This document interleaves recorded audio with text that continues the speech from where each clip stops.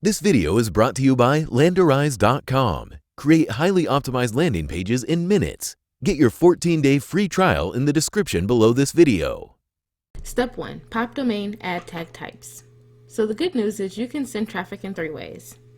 Once you get through the verification process, it's time to decide how you're going to send your traffic to Zeropark. So depending on your needs and possibilities, you can choose Zeroclick or redirect URL. And no matter what you choose, you need to send traffic separated by ad tags. One endpoint equals one ad tag. If you have different types of traffic, you may need different ad tags. And if all of your traffic is similar, you may only need to use one. So let's talk about Zeroclick.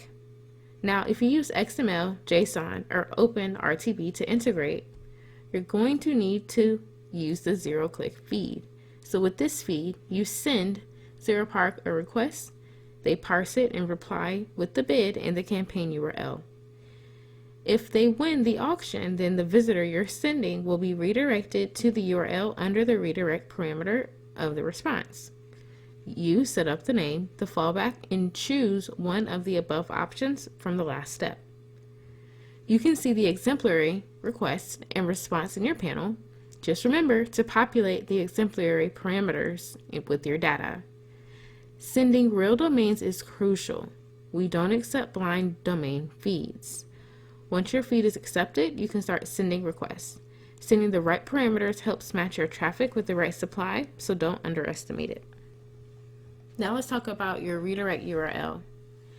If you don't have the possibility of integrating any of the above formats, or if you prefer to use a simple redirect, you can use the URL add tag type.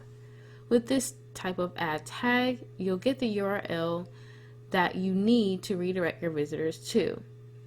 It couldn't be any more simple. So with simplicity comes limitations. You can't decide in real time whether you actually sell the visit based on the bid Zeropark returns. It is based on whether the bid meets the CPM set by you in the URL. If there is no demand at your floor CPM price in our system, then the visitor will go to the fallback. That means that you cannot ask for the price for multiple partners at the same time.